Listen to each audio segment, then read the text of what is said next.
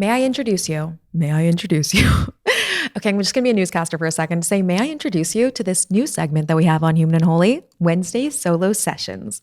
I am so delighted and excited for this space. It's going to be a shorter episode that's going to drop every single Wednesday morning.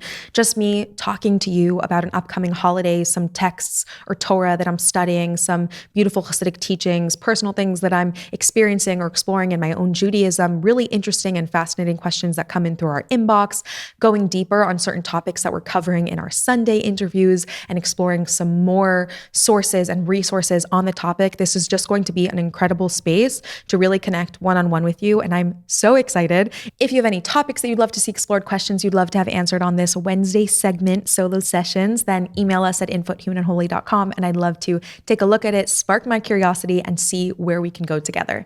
Kicking off our Solo Sessions, today I'm going to be talking about the four sons that we study about in the Haggadah, which is a theme and a teaching that has moved me so much, that has stayed with me throughout the year, especially the juxtaposition that we have between the Chacham and the Rasha, and how they both come at their Judaism from kind of similar perspectives, but with one core difference that changes it all. And it's something that I've found very personally resonant in the way that I approach my Judaism and in the constant balancing act that I feel. And so I wanted to share it with you. Yetzias Mitzrayim, leaving Egypt, is the eternal story of the Jewish people. It's the beginning of our birth as a nation. And the Torah talks about passing on that story to our children. And the sages highlight that passing that on to our children is mentioned 4 times. And from that, they deduce that there are 4 sons, 4 types of children, 4 types of people that we are passing on this story, this Torah, this origin story to. And the deeper meaning of that is not just that these are 4 types of people, but there are 4 types of people within us, within our own experience of our Judaism. Each of these 4 sons represents a different way of being, a different way of relating to your Judaism. So I want to start with juxtaposing the Rasha's question and the Chacham's question and what we could learn about the different ways of approaching our Judaism. The Rasha asks, Ma havoda hazos lachem? What is this service to you? And his flaw is that he distances himself to you and not to me. He distances himself from the Torah and he asks the question with cynicism. And I think this is a very modern experience that many of us have, which is this objective, distant perspective on areas of our Judaism where we almost become the outsider observing our Judaism from within. This ability to see our Jewish selves from the outside, from a more cynical lens, and to be able to have this very objective observer type of perspective on our Judaism, to be within our Judaism, within our Jewish experience, and watching it at the same time, and not being fully immersed within it completely. Always having that observer eye. The Chacham actually asks a similar question to the Rasha. The Chacham, the wise woman, the wise son, who says, what are these chukim, these eidos that God commanded you? And we have an interesting question here, which is that it seems like the Chacham does the exact same thing as the Rasha. The wise one seems to do the exact same thing as the cynical one, which seems to ask a question from the outside as an observer. What is the difference between the Chacham's question as an observer and the Rasha's question as an observer? What does it mean to ask as an observer wisely and to ask as an observer cynically? Now, one of the things that's highlighted about the wise one's question is that the Chacham is really able to specify and get to the root of and define her question. And before we get to the outside perspective, I think that there's a big piece here in our divine service, which is that very often our questions loom large and devastating when they are completely undefined. And as we begin to peel away layers and as we begin to define our question more wholly, we get a lot more clarity on the size of the question, the implications of the question, and how to really best go about researching this question or even finding solace when there is no answer to our questions. Instead of coming up with a question in Judaism and then going immediately to answer it, strengthen the question until it becomes so big. Define the question until it is gigantic, until it is existential, until it is impossible to answer.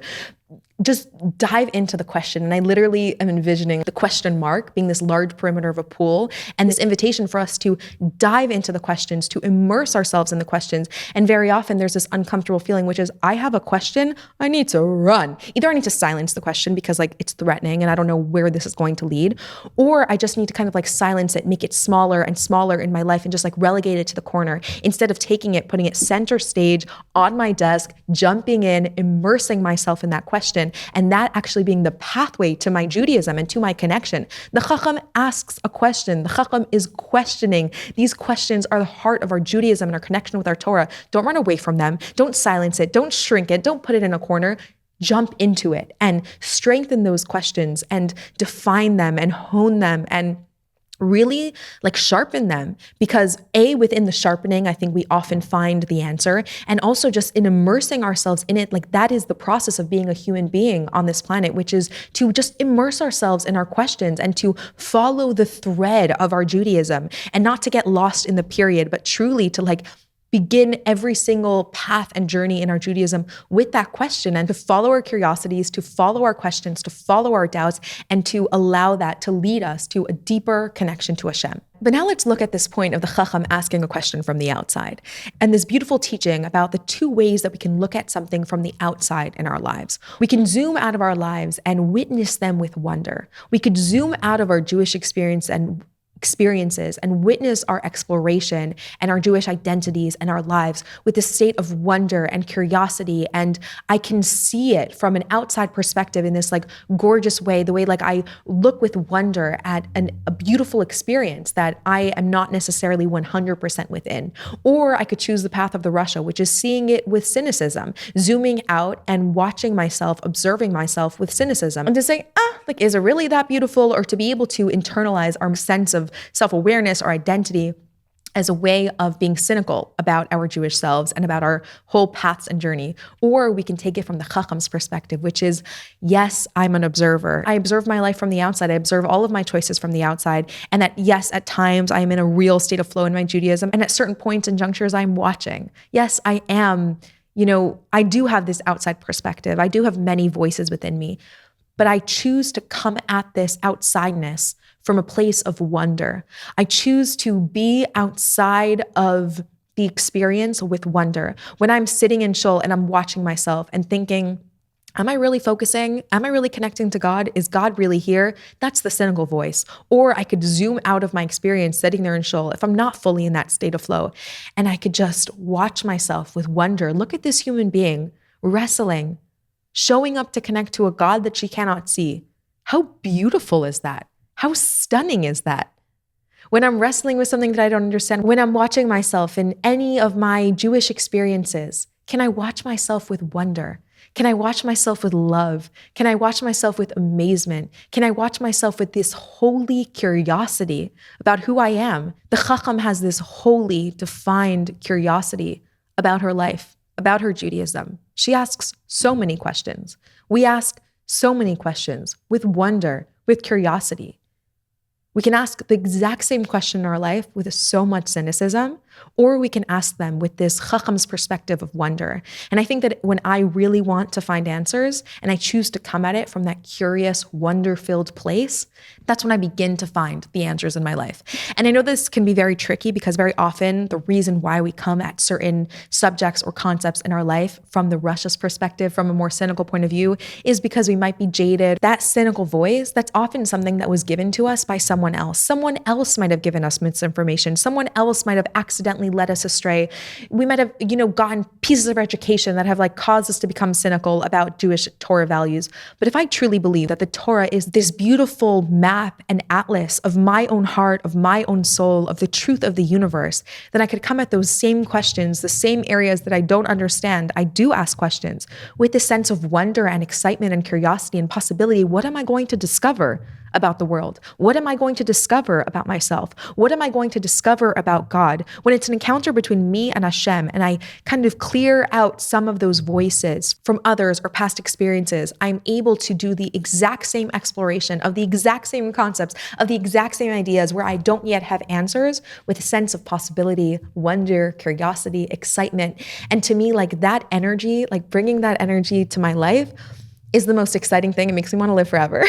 It makes me want to live forever. It makes life feel like this endless adventure of discovery and possibility, and it makes my Judaism feel like this endless gift to unwrap. There's so much wonder and excitement in seeing it from the outside, and seeing it for the first time, and seeing it with questioning eyes, and seeing it with wondering eyes, and looking and searching for more depth and more meaning and more clarity and more answers and more resonance and more beauty. And that gaze from the outside is so empowering. It's so joyful. It's so wonder-filled. And then finally, we have the Tom and the Inu Daily Shul. The Tom asks Mazos. She has a very simple question. What is this? What is this is a very undefined question. It's not a highlighted question. It's contrasting the Chacham's very specific and defined question. It's just like, what is this? I think Mazos reflects that question that I was describing that's relegated to the corner, that hasn't been expanded and highlighted and grown and specified in our lives. And those are often the areas of our Judaism that are kind of like simple and underdeveloped. And then the last son is Enu Deli Shul, does not know what to ask. This is the part of us that shows up to the Seder but has no relationship to the story of Pesach, that shows up to certain areas of our Judaism but doesn't really have any relationship to it. I don't even know what to ask. I don't even know where to begin.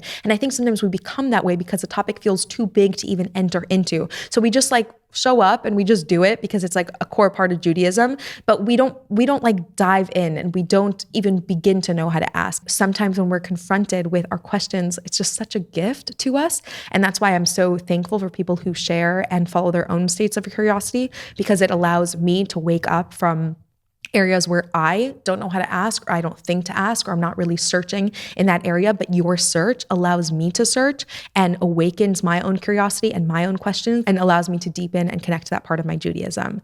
So there you have it, the four sons of the Haggadah, the four identities that we have within each of us: the Chacham, the wise one who asks a defined, specific question, who looks from the outside but with a state of wonder and curiosity and possibility; the Rasha, who asks from an external perspective but with a cynical tone of voice; the Tom, the simple one, who has a very simple, underdeveloped question about her Judaism; the Enu Daily Shul, who doesn't even know how to ask in the areas of our Judaism where we might be engaging, but we don't even know where to begin to ask questions. And so really just like diving into those areas to find those questions that we have, the curiosities that we have, and to deepen those areas of our Judaism. Last year in the episode that I put out right before Pesach, I used this teaching about the four sons and translated it into a really fun discussion game where each son was represented in a cookie that kind of embodied its character. And then we chose a bunch of different mitzvos, and we each had the opportunity to express which parts of ourselves, the Chacham, the Rasha, the Tom, the Enu Daily Shul, the simple one, the wise one, the cynical one, which parts of us came up around every mitzvah. And it really sparked a beautiful discussion about highlighting this experience in our lives. So I invite you to check out that episode